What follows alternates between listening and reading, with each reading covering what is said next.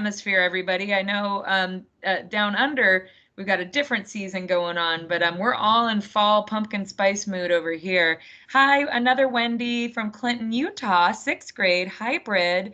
Everybody add Wendy to your Twitter. Say hello to her. Say hello to each other as well. We'll be giving away our door prizes on Twitter. So if you hashtag Minecraft EDU with a screenshot or some aha moment today as we build and pass. Great, we got Rob, our presenters. They'll introduce themselves in a bit. Carrie, Pumpkin, Everything. Oh, I'll have to show you guys. I got a Brock's, you know, candy corn. I got turkey dinner candy corn. So there's a turkey flavor, cranberry flavored. It's either going to be amazing or disgusting, but we're all going to try it on Thanksgiving Eve. So we'll see. Drinking one right now, Karen. Fabulous. Welcome from Calgary. Awesome, everyone. What are some of those new skills you're picking up? Tell us. So we got just introducing Canvas, says Wendy. That's great. We had Anne on earlier today showing how she uses Canvas to turn in her Minecraft worlds. Michael, you've got phone and desktop, no mic and camera. That's okay. We're on so much. It's nice to go to a meeting where you can turn off. We don't mind at all. What else we got? If you're just joining us, everybody, I've pressed record. We'll get started in just a moment. Go ahead and introduce yourself. We've got, ooh, I think I'm showing the wrong one. There we go. 1 second. Let me get my other one. That was close. Go ahead and share with us your name, where you're at, what you teach, and any fun new skill that you've picked up during the pandemic.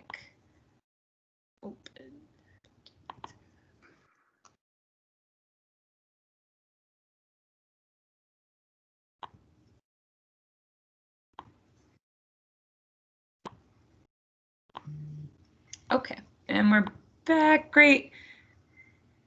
Running 2 screens during a meet so I can see what I'm presenting and the kids in my new school. Wonderful, Cindy. Multitasker.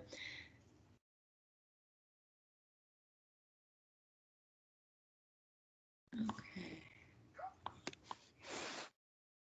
All right. Let me get my sharing going. Thanks, Susie, for dropping in the recordings of our other ones. This is recording right now. All right, last call for introductions, folks. Drop those in. Everyone can see my slide deck okay. Perfect. Don't worry, Megan, we'll get the recording to you for sure. You should be getting an email. Everyone, you should have got an email with follow-up to our presenters' resources, so please do check your mail and maybe even check your spam just in case, but we'll send another follow-up as well. Welcome, Ricky. Great to have you here. Welcome, James. Your new skill is using my voice instead of email because it is difficult, right? I think text is so hard, and I sometimes just hopping on a video call or a call is so much better. Thanks, James, for sharing that. Okay, we're going to go ahead and get started. I'm going to turn off my camera just to make sure because I'm going to be running Minecraft today. So we are now, everybody, at the Build and Pass Assignments Workshop. I hope you're ready for this. We're going to take it to the next level. Some of you joined us last week. We were joined by Anne showing us all of her great work of getting a solo assignment. We're going to do some Build and Pass action today to start to add a little bit of collaboration. This is part of our remote learning month. So every Wednesday this month, hosting a learning-based workshop with Minecraft Education Edition. And we're just about to round it out with next week is all multiplayer week. So we'll be seeing you every day at our time will be a little bit different. I believe for this one, we'll be at 1 p.m. Pacific, 4 p.m. Eastern. So stay tuned in your inbox, but we'll be doing multiplayer and how you get all of your students in one world together with you. Today, we are just going to focus on groups, building one world and passing it on to the next, right? So we'll all make a world together today. And then I'm actually going to have you pass the world to me. And then I'm going to add something to it, and then we'll pass it back and see how you turn it in. And of course, we have our special guest stars here to show us how they did it in Brisbane. We're so excited. And then next week, our multiplayer. At the end, you can get a certificate for attending Remote Learning Month. We will, of course, send you that along with the recordings. But with that, I'd love to introduce some amazing folks on the call. We have Susie and Carrie from the Minecraft team. Susie, do you want to say a quick hello? Hey everybody, Susie here. Thanks for joining and happy to answer any questions in the chat, and special thank you to Rob and Nathan from Brisbane Catholic for joining us. They ran and have been running a really cool build challenge project over the last month or couple months or so. So excited to have them on to share.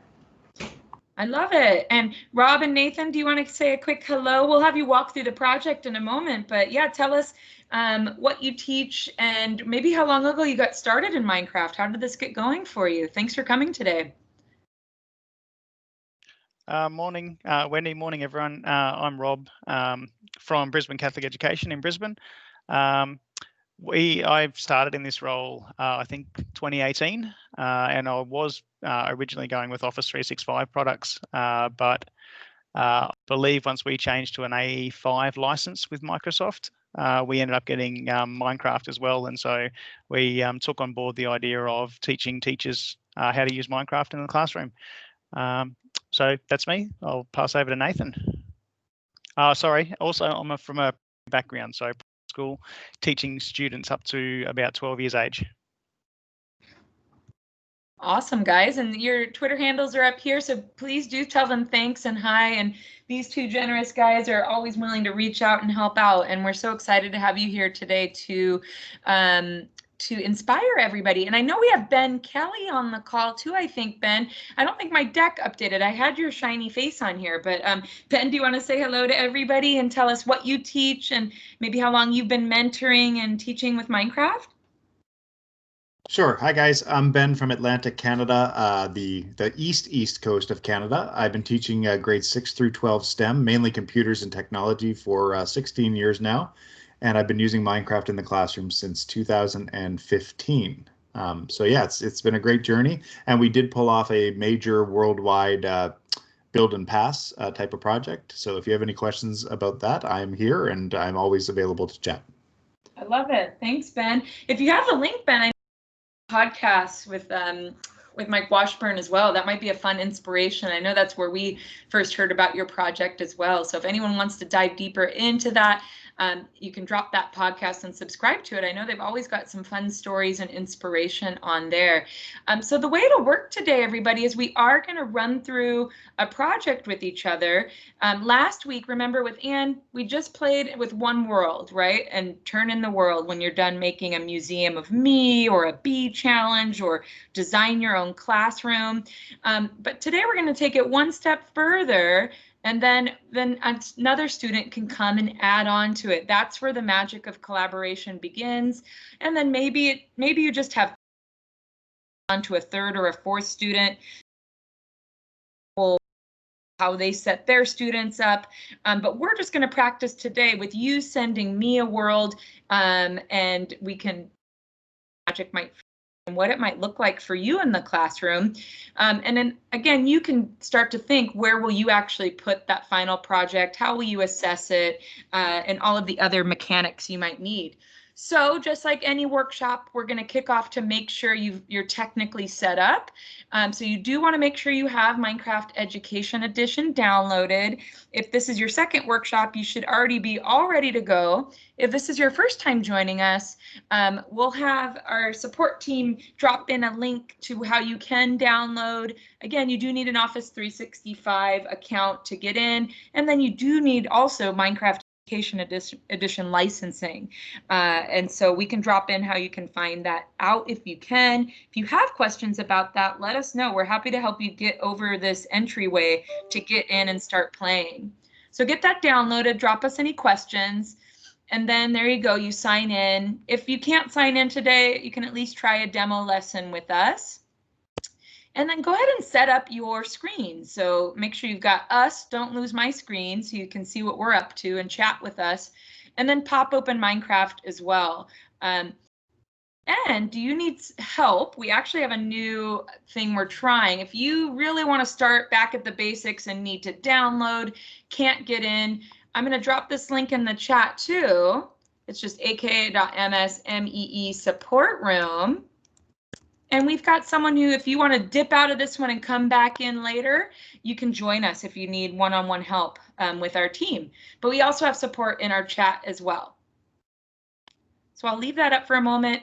Let us know any questions about getting started. So our first door prize today, I'm actually going to ask you to, do you see I've got Susie's lovely skin right there. Once you get downloaded, opened it up, drop us and go ahead and click that hanger and pick a fun new skin for yourself today. How are you feeling? If it's fall for you or a new season, wherever you are in the world, drop a screen grab of your beautiful skin in the chat right now. And we'll give a random door prize away to maybe our first person who gets it in. Let's watch the chat. Woo! All right, James, you're our winner. Email mcedu@microsoft.com to redeem your prize. Karen, you were so close. Oh my goodness. Don't worry, there's more chances to win. I love it. Keep those skins coming in.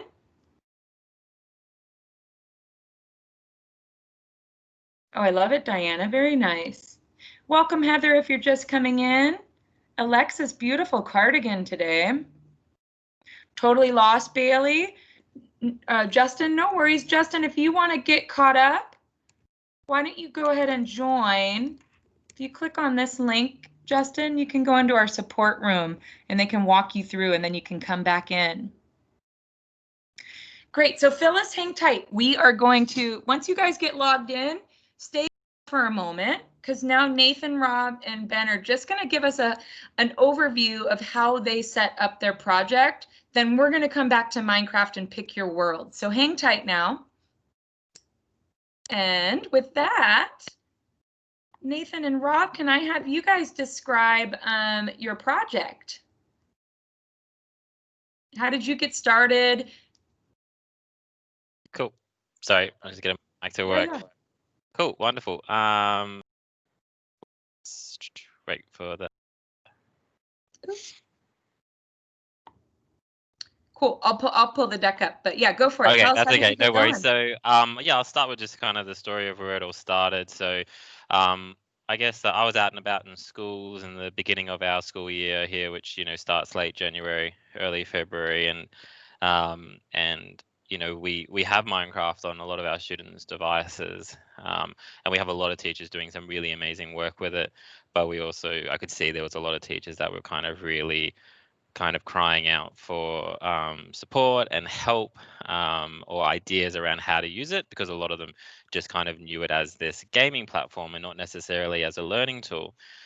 So I came and I spoke to Rob and I said, how about we look at facilitating a competition or like a challenge. So we sat down with some of our education officers and thought about how we could frame this idea around the curriculum, keeping it very broad. Our organization is obviously all the way, we have a series of schools, and some of them are P-12s and some of them are just primaries and some are just secondaries. So, what's our best approach in doing this? So we started by creating a sway. Did you want me to present? Oh yeah, no, I got it up here now. Here we go. Oh, you got it? Cool. No worries. That's okay. Yeah. Great. Here's your sway. Wonderful. So these are just kind of some excerpts from the sway. I'm happy to share it and you can kind of see some more detail from it. So we started by developing this sway together and agreed that the competition would ideally kind of be broken up into these three areas, so that the students would have to do a build, which is something they're very familiar with. They would have to do an activity, and we kind of set guidelines around the activity. They could go outside those guidelines if they want, but we kind of, for that extra support, we put in there so you can kind of see they could choose like a creative design or a search and retrieve or an explore and solve style. Certainly, like the activity didn't necessarily need to be fully integrated inside of the game. So it might have just been something that complemented like a word search or find a word or something like that, but you couldn't solve that word search without actually entering into the world and interacting with the build. And then the last part was a presentation. So they had to put together a 5-minute video, or no longer than 5 minutes, explaining certain criteria about how they built it. Later on, Rob's kind of going to show how we are marking this, and that will give you a little bit more of an idea about what we were looking for in the video. If you could go to the next slide. Cool. So by the time the project closed, which was actually only the end of last week, we ran it for about 2 terms, so the equivalent of a semester. And we had about 48 schools in our organization participate. So there's about 705 teams and just over 2,500 students that were participating.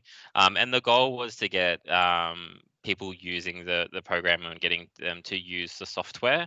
And more so, using it for learning. And you can kind of see that's our usage by month, and you can kind of see that we've seen this gradual incline over time, as the dips are probably more so in the holidays, where they're probably going back and using like the Bedrock or Java edition at home.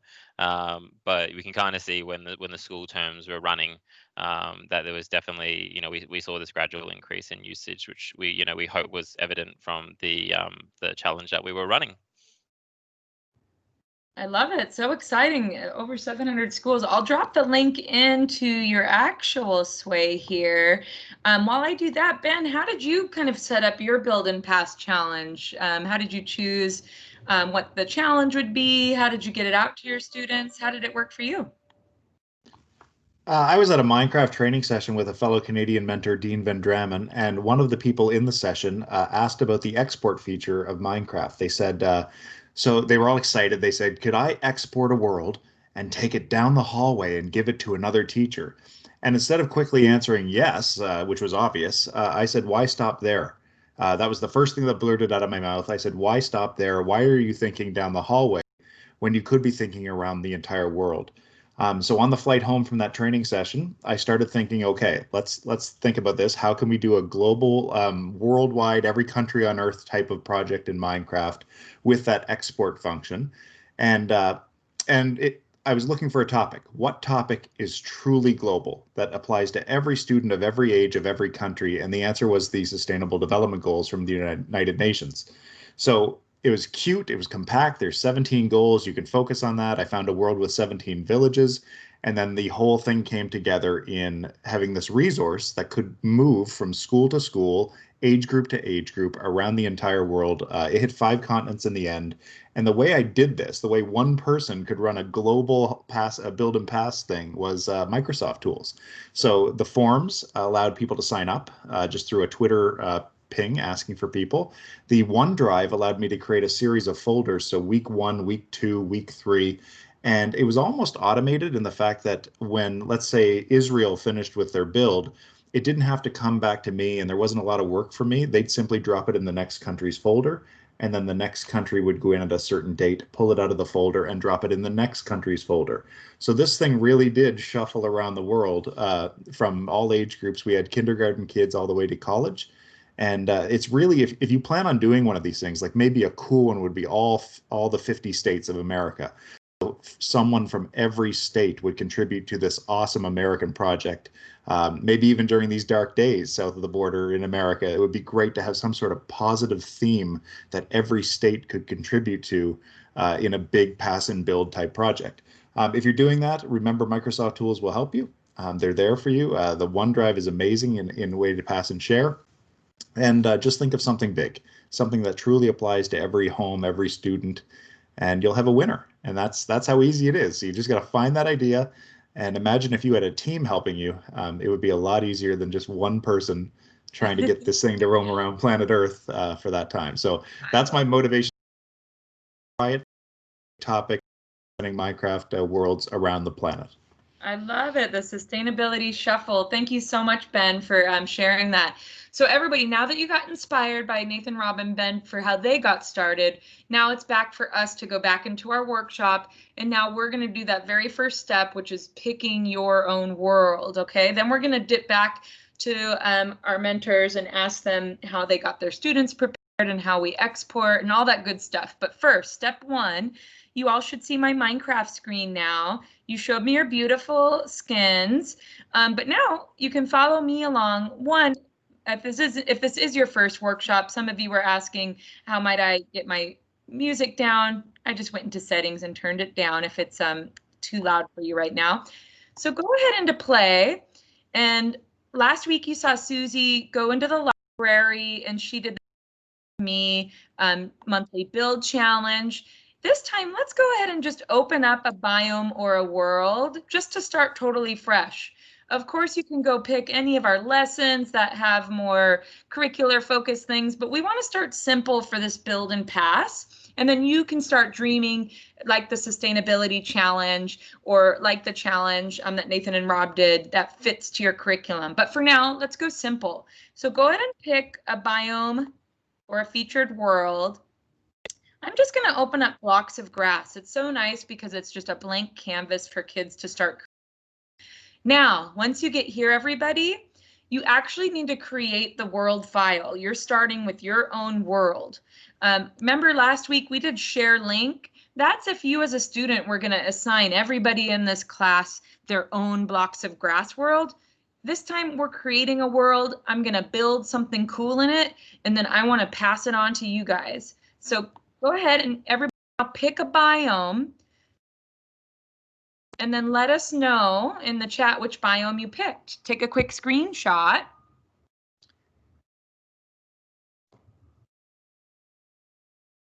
And then you're going to want to think, what do you want to tell your kids to build, right? So whether it's sustainability, we're going to be really basic for mine, and I just want to build I want to build a structure. Okay, this might be your student's first time going in. Maybe you want to build a nice little, my first house with my blocks of grass as it's coming up, right? And so same with you, you might want to think a new house or a classroom, right? We have a bunch of challenges. So here I am. If this is your very first time in, you can pull up your controls using the H button. I'm going to go ahead and press E and get into my inventory. And I want to make a beautiful nap room because this weather is just making me wanting a nice little nap room. So I've got stained glass, and I'm going to go ahead and just build myself a beautiful nap room, ready for fall, ready for my pumpkin spice latte machine. There we go. Okay, perfect. It's ready to pass on to somebody. I've got a beautiful room. Of course, I would spend way more time making it look much better, but I've got very basic beginning. So go ahead, everybody, take a moment, make something, right? Make your nice little structure that somebody can now add on to. Let us know if you have questions about creating that initial world. Awesome, thanks, Carrie. Ooh, Wendy, you've got a nice box of grass as well. Rachel, were you able to find your biomes? Oh, Blair's got a fantastic idea, progressive story. How awesome, right? What if you were to break down even Harry Potter? We were just talking about this on the Minecraft team. What if you start, all right, where's the first setting at? Can we make Hogwarts? And then where does he go inside? And then what happens next? You can almost recreate the entire story. That's an awesome idea, Blair. Alexis has got an ocean. Beautiful. Tyler, oh, good. Oh, you got the new school. Is that the school one? I'm trying to see what world you got. Janice will have our support team help you out with your flowers. Oh my goodness, there's my cow. Okay, we're gonna stop. Do you see how fun it is? We could spend the rest of the half hour making my nap room. But let's say now we are ready to export it. So I'm gonna show on the screen how to export. You follow, and then we'll take a pause and hear from our mentors on the call. How did they set up exporting? So once you have your beautiful structure, again, insert your assignment here, whatever you wanted them to build. There's my nap room. I'm going to go ahead and save and exit. And now this world belongs to you. It'll always show up on View My Worlds. There's my beautiful nap room. So I'm going to go ahead and click on my nap room. settings, and then I'm going to export. And go ahead and name it because I'm going to have you turn it in. So name it whatever you ended up making, and then make sure you put your name on it. So I'm going to put nap room Wendy. And then you see it's saving it as an MC World file, so I can find it later when I import it into my folder. Now I'm going to press save. And voila, my nap room is now ready to pass. So we're going to take a pause. I'm going to stop sharing my Minecraft. Let us know, let our support team know if you have any questions about opening and creating that world, saving it, and then exporting it out into an MC World file where it is now waiting to be passed to another student. Let us know. While we wait for folks to do that, I'm going to then now, I've got some really cool slides to show us students to share and pass their work. So let me pop that up. Here we go. Awesome. So yeah, Nathan, Rob, tell us, how did you kind of prepare your kids to get ready, and then how did you have them export like we just modeled on the screen? Hi, yeah. Basically, we had to, we did a lot of teaching with the teachers. So we actually had a Teams meeting, same as we're doing here, for all the teachers who had put in teams for our competition.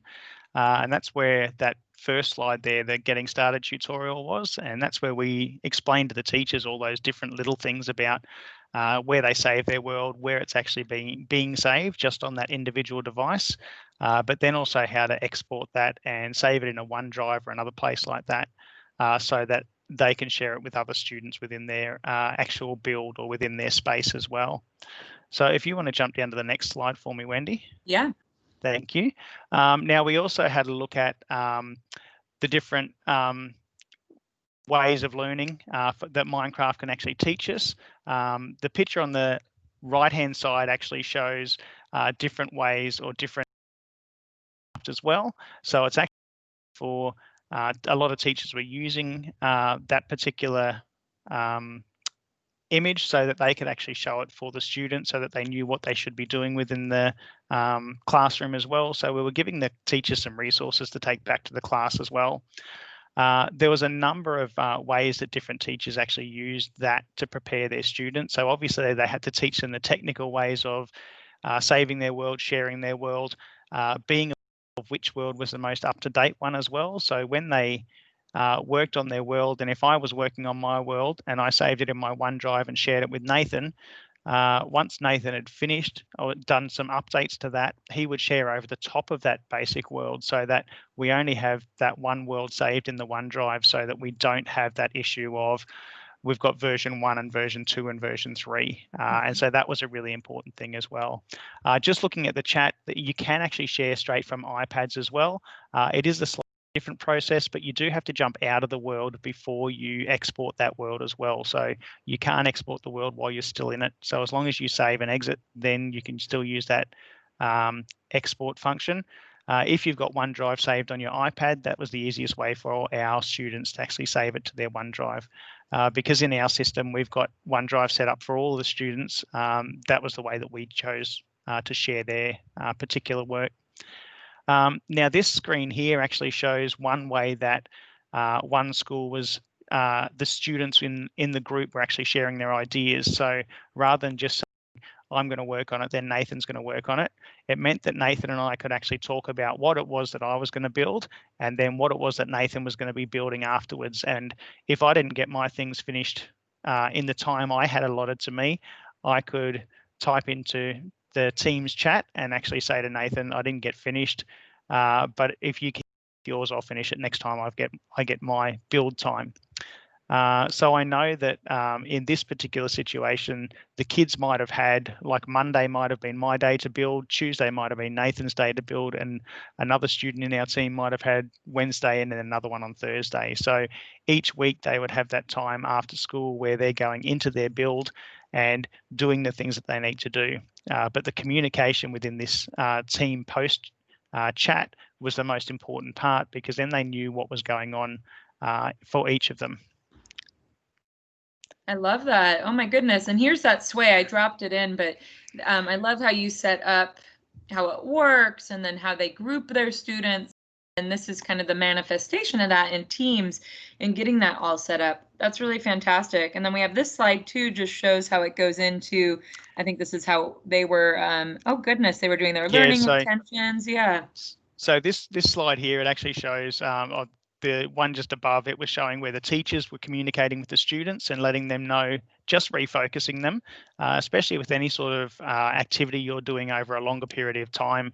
It's very simple for the students to get off track, especially when they're doing Minecraft, because it's one of those activities which is fun and the kids want to go and do these other things. So you have to keep refocusing them on what are the goals for this particular competition that we're doing.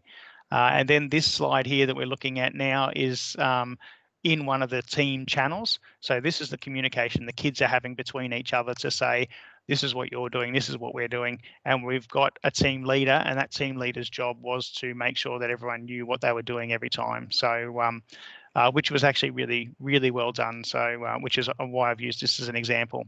I know other students have, other schools have used OneNote as well in the same way, so that they had group OneNote spaces in the collaboration section, and then the students would just communicate through that space in the same way they did in Teams here.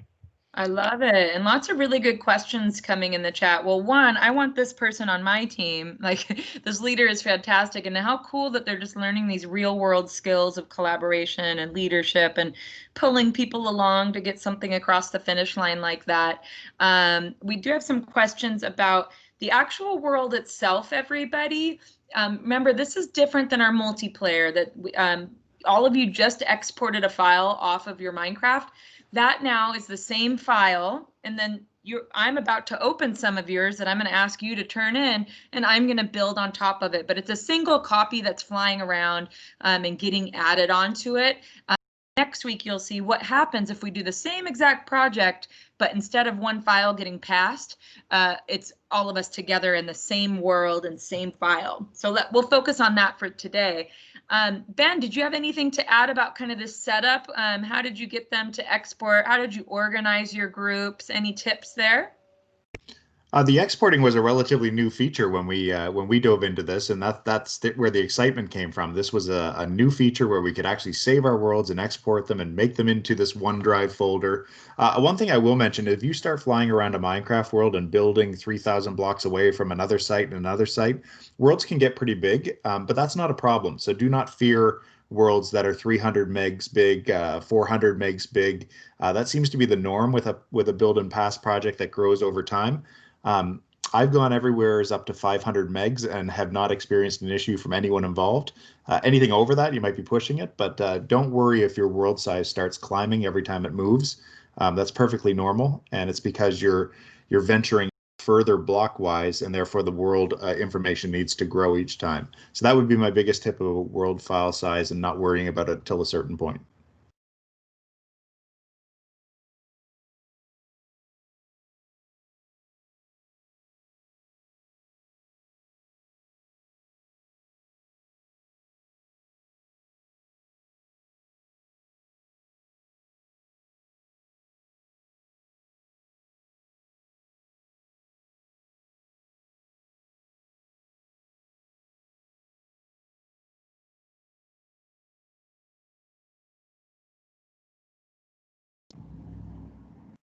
Wendy, you're still on mute if you're talking. Oh my God, I was saying so many things. Thank you, Susie. Phyllis, so sorry. I was just saying, if you still want to come in and get some support, Phyllis, if you want to join that support room, you can start from scratch and download and go slowly. Susie also can share our Minecraft Teacher Academy, which has really nice videos for making your way all the way through teaching your first lesson. So if you're feeling overwhelmed, don't worry. We're here to help. For now, everybody, we're going to now take that world that you exported. All of you should have a .mc world file on your computer. If not, just ask in the chat or go into the support room chat if you'd like. But now I'm going to drop another link on the screen, and it's aka.ms build and pass. So just to do this as a quick demonstration, you have two ways to turn your world into me to do our build and pass, because I'm going to open up your world and add something to it right here. So option one, open up that link I've just given you and go ahead and import your file into this folder called First Builds. And you can just upload that MC World file into it. If you can't access my SharePoint, don't worry, just email mcedu@microsoft.com. So I'm just showing several different ways you might actually pass. Great, so now I'm going to go ahead and upload my nap room Wendy. Oh my goodness, Karen was our first winner here. So Karen, you get one of our door prizes for up your first build. So you can see here, there's Karen's file, there's mine. And or you can email it, and I'm checking on the MCEDU email as well. If you're still wondering how we got to this point, remember we were at Minecraft and we created a world out of a biome, like my blocks of grass. I made something, I saved it, and then I exported it. And I think Carrie and team have dropped in how to export a file, but let us know or go into our support room if you want to walk through that step. Let's see if we have any other builds coming in here. Let us know if you need any help dropping that in. Javier, I'll go ahead since a couple people have it. I will show one more time. I'm going to go back into my Minecraft. Let's see if any more come in. Here I was. So I went to my library and I made a new world. Remember, I created a blocks of grass. I made something in it. And then to go see my world again, I had to go to view my worlds. There it is. That's that nap room that I made. Now I have to click on it, go to settings, and then export world. Okay, so that's how we got Karen's in my folder. I exported it, and then once you export it and name it, then wherever you go, it could be like Nathan and Rob's teams. Then now you want to go and turn that file in. Ooh, look it, we got Alexis's ocean biome here as well. I love it. And I'll check my email too. Did anyone come in? Oh, the link to drop the world is right here. It's just aka.ms/build and pass. I think this ugly link will work. Let's see if this bigger link will work. Here we go. Yeah, you have to copy paste that aka link in there. There you go. We can see if any more come in. While I wait for yours to come in, I'm going to go ahead and open Karen's meditation space. And you can too. So I know now the other students, just like they were teamed up, you would then say, oh, I'm Karen's partner. She turned it in. She messaged me on Teams to go ahead and download it. So now I'm going to download Karen's meditation space. Oh, spa, both. Now it's going to open the MC World file. I'm going to dip back over to my Minecraft because that's where it opened it. And now it'll take a moment, but we're all gonna take a look at Karen's meditation space. I can't wait. And it's okay, Karen, you made this in 2 seconds. So and that's what's so nice about creating these, right? It's everyone's build is starting from scratch, and so your whole class can really be supportive of each other. Look it! Oh, it's wonderful. So now, thank you. And now I don't know if you guys can feel it, but I can literally feel Karen's pride in somebody looking and playing in her world. It's very exciting for kids the first time that they think somebody's in their world and making it. So I'm going to add on. I'm going to go and maybe, oh gosh, I'm going to use some honeycomb. Let's add a little honeycomb to this meditation for some nice, here we go. Hope you don't mind, Karen, but we're adding some comb walls. And I'll close it off for her. So now here I am again. Karen's not in the world with me, sadly, because we're just working with this one file. It's a great way, beginner, before you start to, I want to make sure I can get in. There we go. Now I can make a second wall and start to think about creating my stealing, and maybe I pass it on now to Susie after this, right? And I can even drop her a note in Teams and say, check out my honeycomb wall. Can you put on a roof? What would go good with honeycomb and wood, right? And now Susie gets to finish out this meditation space. So same thing like I did last time. Now that I have Karen's, I'm going to go ahead and save it. After I save it, I have to export it again. So I go to view my worlds. There it is, Karen's meditation space. I'm going to go ahead and export it. But I'll make sure, just like Nathan and Rob were talking about versions, I'll put my name on it now, V2 maybe, 2.0. There we go. So now she knows when she gets my world back. There it is. Now I would go back to our folder and I would go ahead and re-upload it into the final build. So I'll go back into our OneDrive. There we go. Oh, look, I got some more. As Rules City. I got the reading room with Mark. I got Victor's Island House. So everybody make sure you downloaded somebody else's world.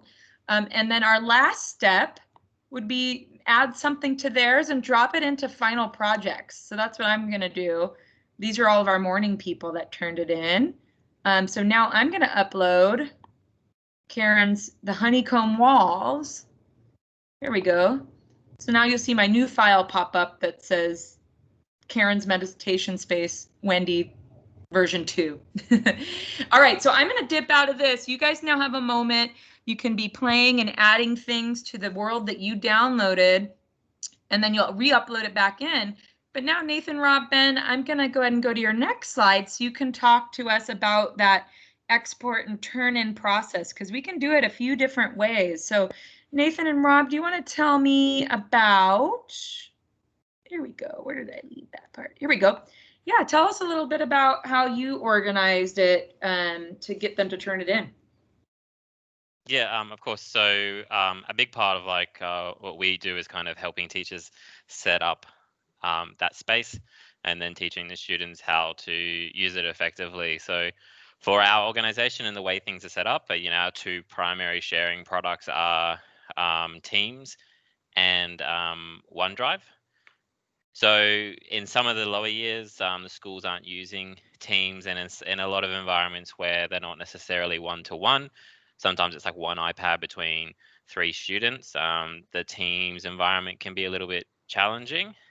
So we looked more so at the OneDrive environment, and also worked a lot around using QR codes to access those OneDrives. But the general idea is, if we look on the left, so the OneDrive example is that we would normally, if the students are working in a group, we would assign a group leader, and that group leader would create a shared folder in their OneDrive, obviously named around their topic or Minecraft, whatever it may be. And then they would share that folder with all the other students that are in their group and their teacher. And that folder becomes like their single point of truth. It's where their world sits, and it's where they know to go back each time. And the way that they communicate with that will normally be between email or what I've kind of got there is just like a chart. Some of the primary school rooms, the lower primaries might just kind of have like a rota that they use, and so the students would know. So the example on the right is for our schools that were using Teams. So this is more specific to the example Rob was showing before. So they would create a class team for the competition, and then they would create private channels inside of that team, and they would assign the students into those channels. So by default, Teams will automatically create a shared folder for that private channel, and that's where their world lives and exists as a single point of truth. And naturally, with what comes with the suite inside of Teams is they get that private group post conversation, and that's where they can manage that passing on phase as to who's next, who's up, who's finished, and moving on. If you want to go to the next one for me. There you go.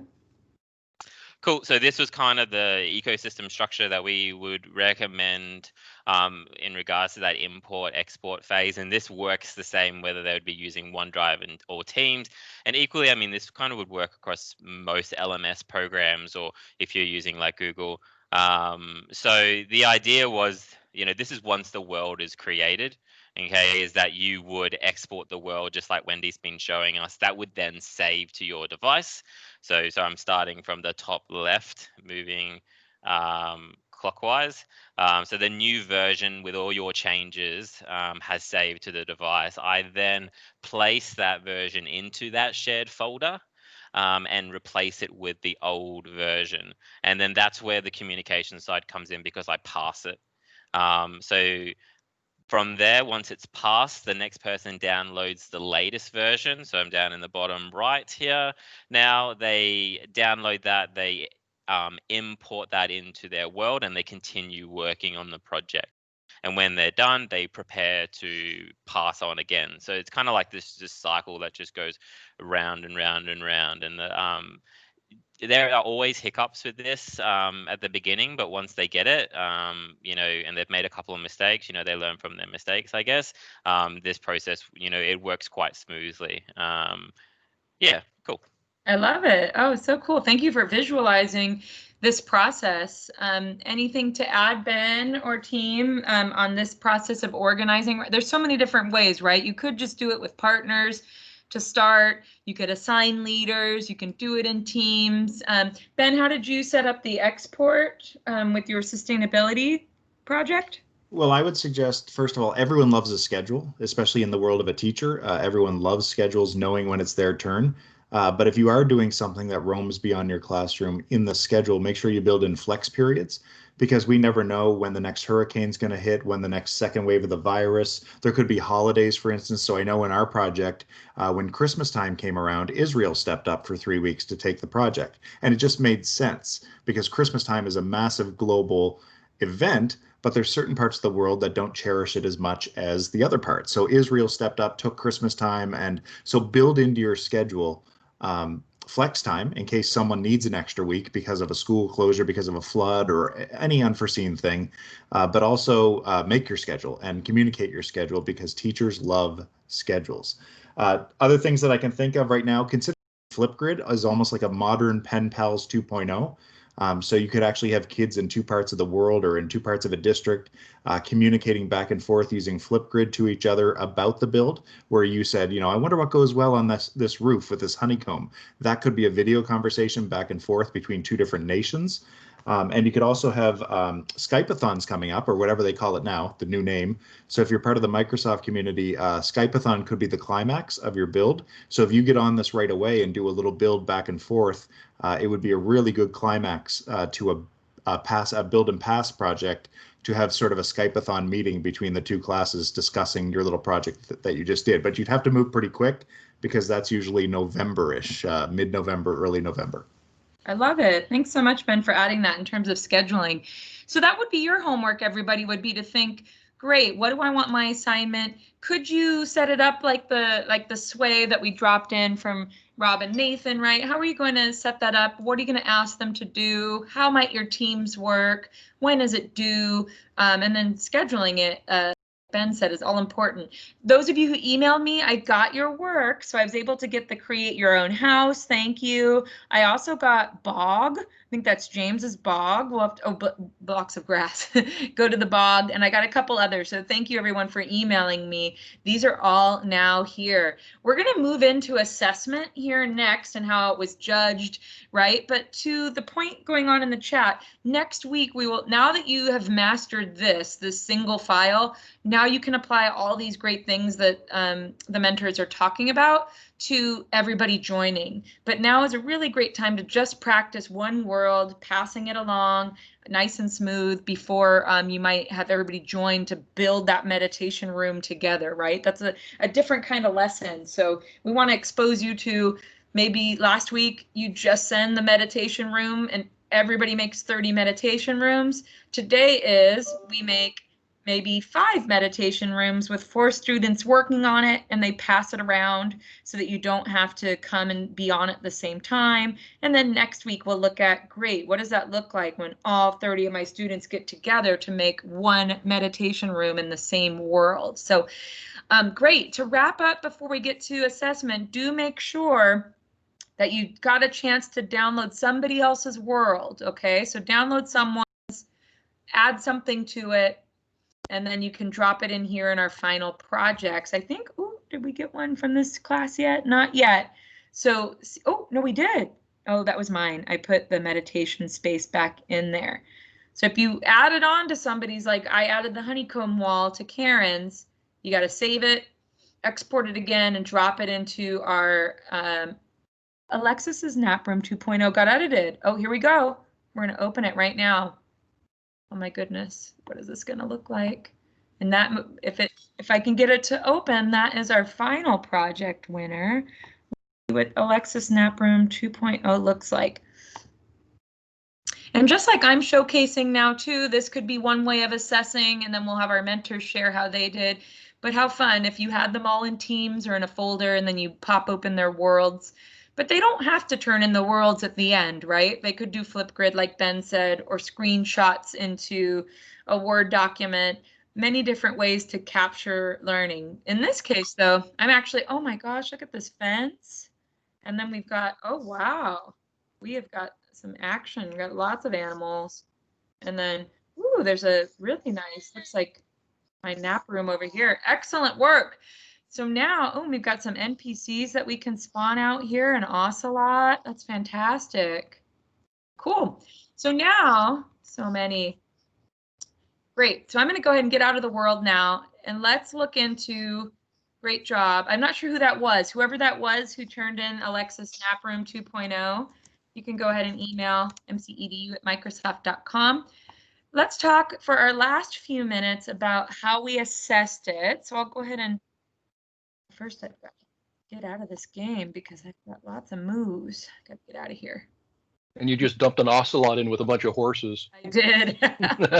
Let the carnage continue. Okay, let me save and exit. Okay, so Nathan, Rob, want to tell me a bit about, let me pull up here how you, here's your screenshots for how they turned it in. And then we also have your rubric here and some of your videos. So yeah, talk us through the actual assessment part. All that magic happened. They did what everyone on the call just did, which was add ocelots and fences and passed it along and honeycomb walls. And then finally, it's the end of the week. It's due. We turned it in. Show us here how the final submission folder structure worked. Okay, so basically, because we had so many different teams and so many different schools with multiple teams as well, what we ended up doing is we created a new channel within our Minecraft education competition team, and in that we called that final submissions. And then within that space, each school had their own folder, and we just went into SharePoint in the background space, and we permissioned those folders so that only teachers within that school could see that particular folder, so that when we went in there as the owners of this team, all of those people who are going to be doing the marking, we could see all of the different folders, whereas when teachers went in there, they would see the submissions folder, and then they would just see their school's folder. And then that way they could go in there, and if they had 10 teams within one space, they would just add all the files that they needed in their teams and put those ones in that way. So that made it a little bit easier in that situation. Then we had to go through and organise where they had those. Now, with that picture on the right, I know it's quite small, but basically with that one, I believe it says creepers, and then it's got team 1, team 2, team 3, team 4. In our competition, because we were going from students who were 5 years of age all the way up to 17 years of age, we broke them up into 4 different categories. So we kind of had the lower primary school, and then the upper primary school, and then lower high school and upper high school as our 4 categories of students, so that it made it a bit fairer in who it is that they were working against or trying to competing against, I guess. And so that's why it's got creepers. So we basically just named each of our categories different things from within Minecraft. So we had bees for the younger ones and creepers for our upper primary, and awesome. Enderman, and then withers as the older ones. So so yeah, they were basically our categories within the entire thing. So I guess with the assessing, there's 2 different parts to the assessment. Is that we wanted this to be something that the teachers had to be assessing with the national curriculum as well. So we wanted the teachers to actually have something from what they'd done within this as well. So the teachers could assess the way that they wanted to, but we made sure that what we did was tying in with that criteria or the nationalist curriculum. For the entries that we received, we did receive over 400 actual entries. So there were a number of people who went in, but they didn't actually hand in their assessment or hand in all of the things that they needed, but we did get over 400 who did. And from that process, we basically used the video that we asked them to do, and that separated the basic builds from the advanced builds. And then from there, we used the rubric, and with the rubric that we've got, and I'll show you that in a second, with that rubric, we basically looked at how well the build was, or how good the build was, how good the activity was, and then how good that presentation video was. So if you jump down to the next screen for me, Wendy. Yeah. And that'll show everyone the rubric we've got. And so this rubric here, it was on a scale of 5 points for each of these different categories. This was sent out to all of the students and all of the teachers, so that the kids knew what it was we would be marking them on before they even started.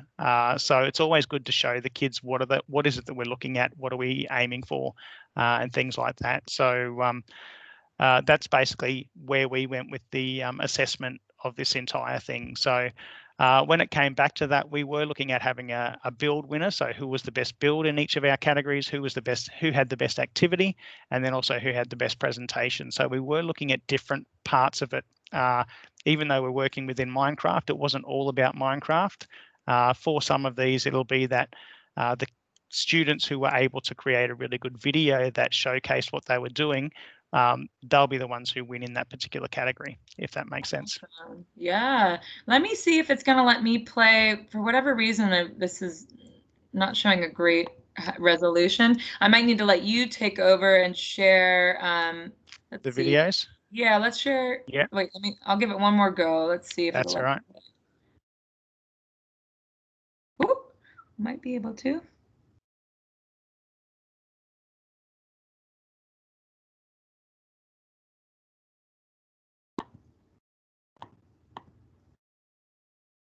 Yeah, will it let you take over? Let's see. I'll have a go. Yeah, I'd love to see what this looks like.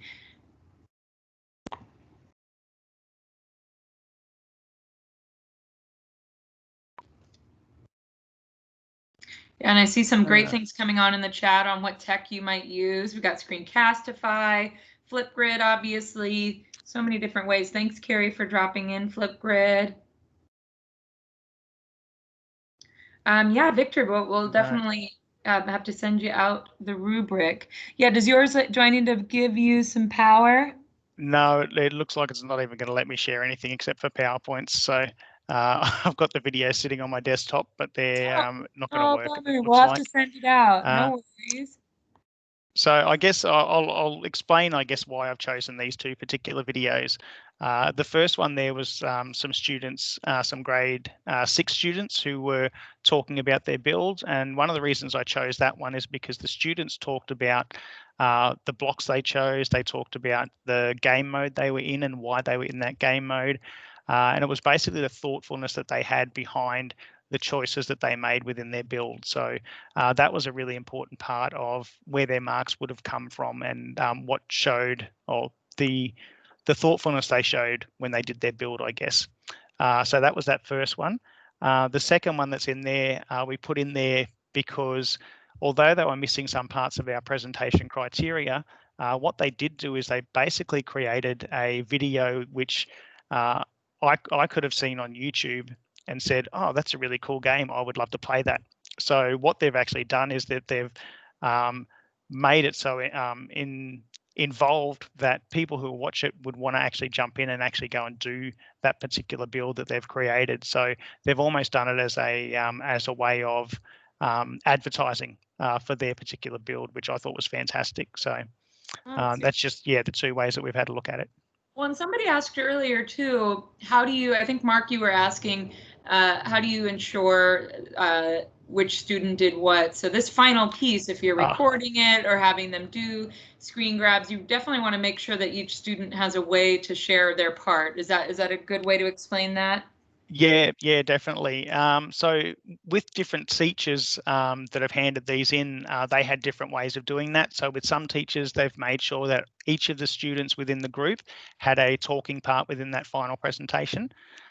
whereas we've had others where one student, their skill was that they were really good with recording and talking, so they might have been the person who did all of that, and that really came down to what the teachers were actually hoping to do within that space. And we kind of let teachers decide with that, because with some of them, they were grouping students because they had different strengths. And so if you're looking at using the kids' strengths in their particular areas, I could see that as a viable way of saying, all right, Nathan, you're really good at talking, so I'll get you to do the presentation, whereas I'm quite good at using Redstone, so I'll do the contraptions that we're using within our build. So, and I guess that's a way that I see that as happening in real life, because in real life, we've all got different talents, and it's good to celebrate those talents more than anything else.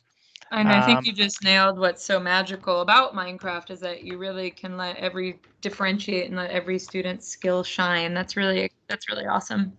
Exactly.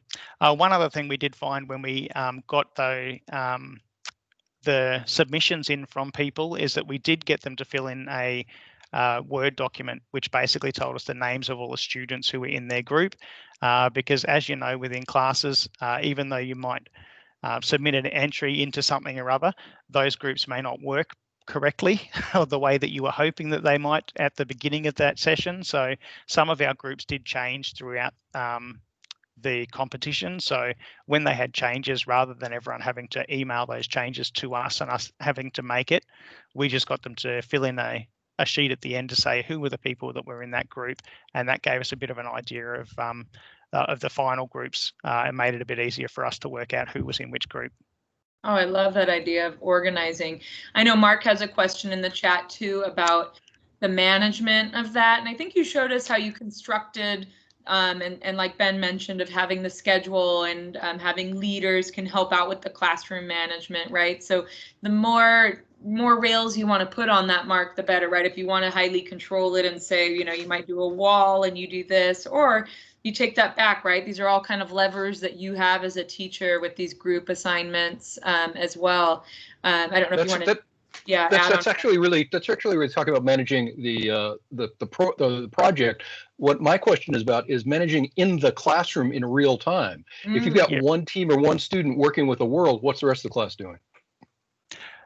So I guess for most of our classes that have been doing this, Mark, the entire class was actually part of this. So when they were doing that build, we might have Nathan and I might have been one team, but there might have been 6 other teams within the classroom who are actually working on different things as well. Now, at the moment, we're talking about asynchronous learning, because if I'm at home working on the build, Nathan can't be working on it at the same time as I am, whereas in the classroom, you could be doing it as multiplayer. So it could be that I was hosting the world, Nathan can jump into that world at the same time, and then we can all work on it. So I might be building some Gold Rush tents, whereas Nathan might be building the city of Melbourne, because that was part of what we discussed in our different places that where it is that we're actually marking and what we're doing in that place. Love it. Thanks so much, you guys. We are at time, but we're so thankful for our mentors, Ben, Rob, and Nathan. Thank you guys so much for sharing your insights and your resources with us. We will look at those videos and try to get them to you in our follow-up, as well as the Sway and all the other great resources, Ben's podcast. I'll leave you all with a few final notes here to get ready for what's coming next. We've got don't forget, if some of you, this was overwhelming or went really fast, here is that Minecraft Teacher Academy I was talking about. You can go step by step, placing your first blocks, assessing. These are all really wonderful. And in the end, you become a Minecraft certified teacher. We'll drop that in the chat. We actually have a super special cohort. It's limited amount of seats, but we'll walk you through this Minecraft Teacher Academy over a month, and you can graduate and get your badge at the end of it with a cohort of other teachers around the world. We'll drop that link in as well. But for next week, everybody, I did want to highlight, you've made it through 3 weeks of remote learning with Minecraft. Next week is the biggie. It's 5 full days with our resident multiplayer esports expert, Stephen Reed, all the way from Scotland, is going to take us every day everything you learned this week is you will apply it now and pretend you've got all of those kids using a join code and making that meditation space together. You're ready for it, everybody. So you'll start with what is multiplayer for that first day. Then we have how does it work, right? So that's the technical pieces. There are a couple things you need to set up for whoever's hosting the world. We'll walk you through that. Our support team will be here. Then what do you do with it, right? Once you have it, you saw here, there's a lot to think about when you're assigning people things and how you're assessing it. There's a lot to do. Then we're going to get to the real nuts and bolts of esports on Thursday and Friday. This will be I think it'll be, no, it's still Friday for Australia too. For how do you build a world together? So now you're not just building one meditation space.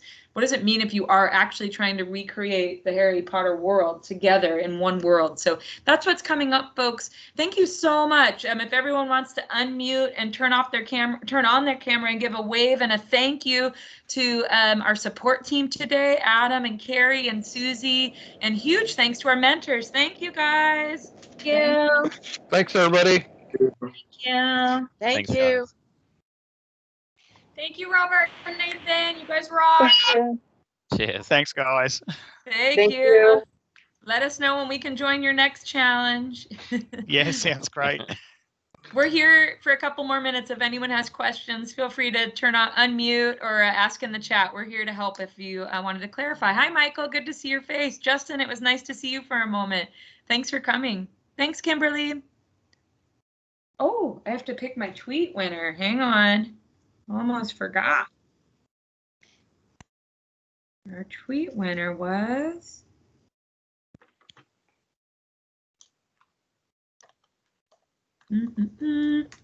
Oh my goodness, who is it? AJ had some cool stuff. If you're still on, AJ, I think you're our tweet winner if you're around. But thanks, everyone. We're here if you need us. Take care.